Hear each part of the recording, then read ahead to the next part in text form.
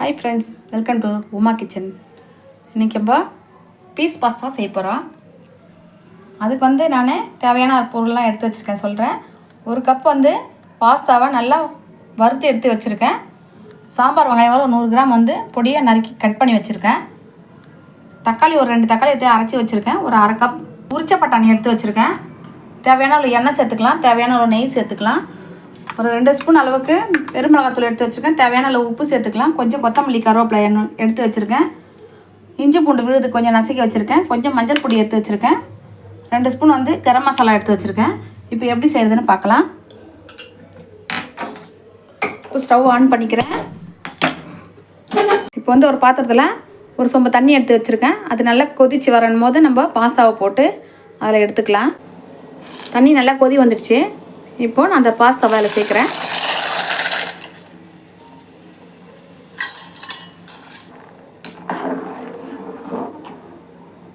இப்போது stove off பண்ணிக்கிறேன். ஊற விட்டு நம்ம உடனே எடுத்துக்கலாம்.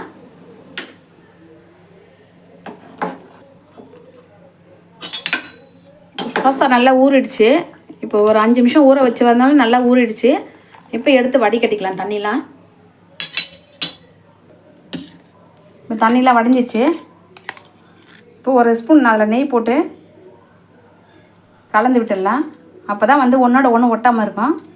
சூட்னால நம்ம அப்படியே வச்சு போட்டு கலர்னாக்கா ஒன்றோட ஒன்று ஒட்டிடும், நல்லா இருக்காது. அதனால தான் நான் நெய் போட்டு சூட்லேயே நல்லா கிளறி விட்றேன் ஒட்டாமல் இருக்கிறதுக்கு.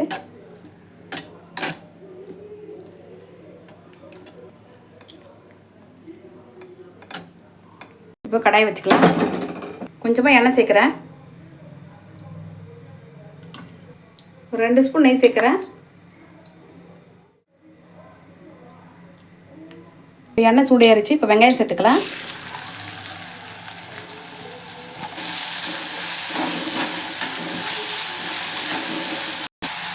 இப்போ கரம் மசாலா சேர்க்குறேன். கருவேப்பிலை சேர்க்குறேன்.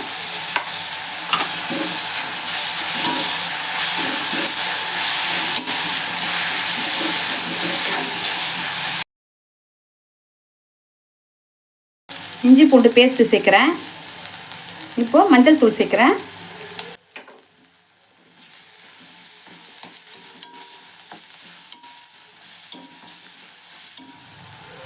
இப்போ தக்காளி சேர்த்துக்கிறேன்.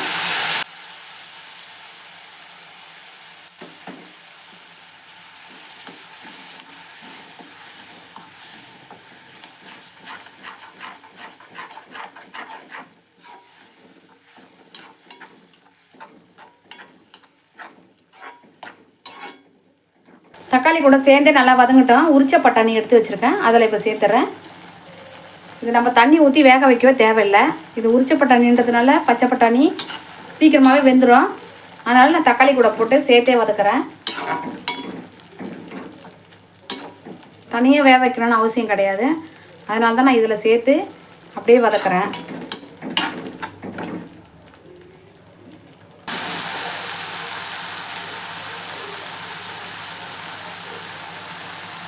இப்போ தேவையான நல்ல உப்பு சேர்த்துக்கலாம். இதில் கொஞ்சம் லைட்டாக சேர்க்குறேன். அப்புறம் பாஸ்தா சேர்த்ததுக்கப்புறம் பாஸ்தாவுக்கு கொஞ்சம் உப்பு போட்டுக்கலாம்.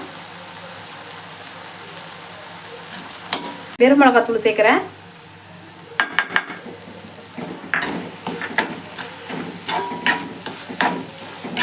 இப்போ இந்த மிளகாத்தூள் பச்சை வாசனை போகிற அளவுக்கு ஒரு 2 நிமிஷம் நல்லா வதங்கட்டேன். அதுக்கப்புறம் நம்ம பாஸ்தா சேர்க்கலாம். மிளகாத்தூள் போட்டு நல்லா வதங்கிடுச்சு. இப்போ பாஸ்தா எடுத்து சேர்த்துக்கலாம்.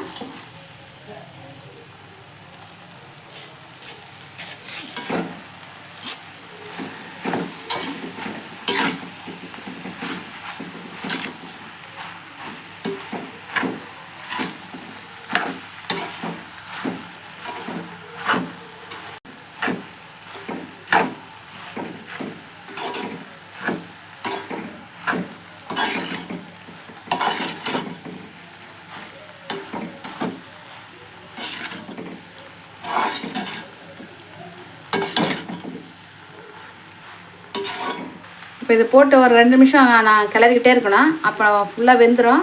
இப்போது ஸ்டவ் ஆஃப் பண்ணிக்கிறேன். ரெடி ஆயிடுச்சு. இப்போது கொத்தமல்லி தூவிக்கலாம்.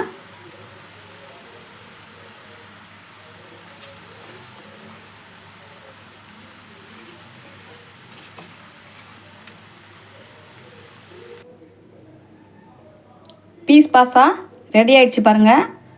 கண்டிப்பாக ட்ரை பண்ணுங்கள்.